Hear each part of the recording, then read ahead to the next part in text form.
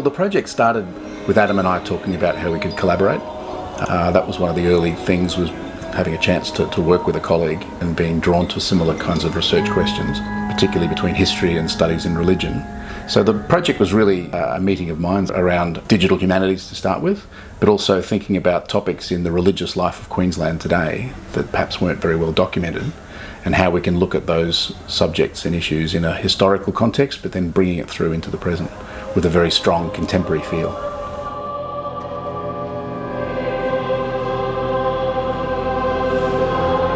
The inspiration from my point of view came from a couple of things. I've worked on the traditions and the religious traditions and the history of South Asia for quite a long time, and my specialty as an academic, as a scholar, is really Sanskrit and Sanskrit literature. And, I came to Queensland 15 years ago, and I became increasingly aware of the South Asian diaspora in the area that I lived, and the way that they were establishing religious sites, and that these were quite important for community belonging and for enabling them to become good Queensland citizens effectively.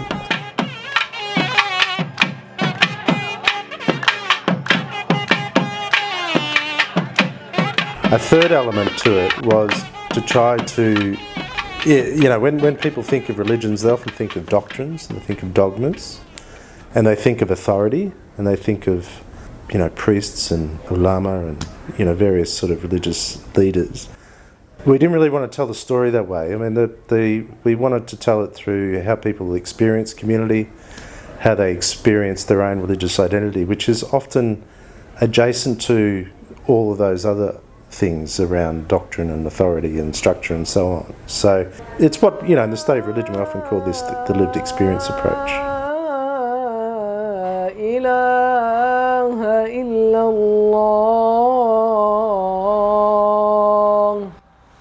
It's an interesting question to think about what lessons or insights people will draw from this project. One of them, I think, is that religious practice is embedded in everyday life. It's not something that is enshrined in dogma. It's not something that is somehow an essential set of ideas that governs the way people live and think and breathe. It's far more embedded than that in ordinary everyday life. The way families relate to each other, the way people celebrate special milestones, the way communities come together, the way people eat and drink and celebrate parts of the calendar, the way people care for the aged and the elderly, the way people educate children. There's all of these ways in which religious ideas and practices are embedded in a very ordinary, everyday sense.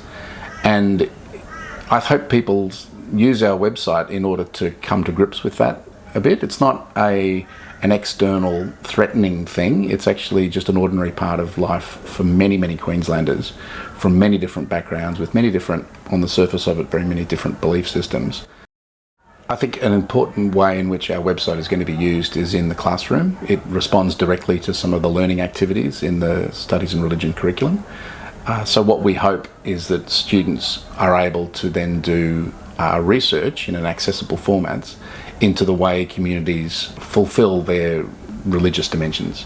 So our hope in the educational sense is that it breaks down some of the misunderstandings and also some of the basic ignorance about what different faith traditions represent. In the future, we'd like the project to continue to grow, as it will. Our plan is to have an extra 5 to 10 entries per year go onto our website. At the moment, there's around 40. Our ambition is about 150, and that's historical as well as contemporary. We think in the end it'll probably be about 40% historical entries and about 60% contemporary. That way we've captured those contemporary voices alongside a bit of a sense of the deeper presence of these communities in Queensland's past.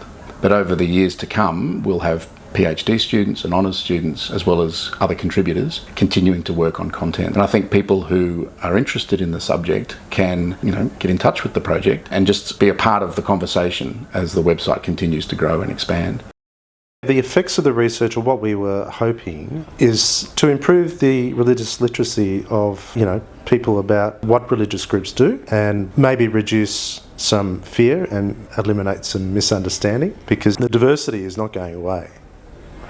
This is the nature of the world that we've created, and so we need knowledge and skills to be able to work within that. We hope this provides part of the ballast for that.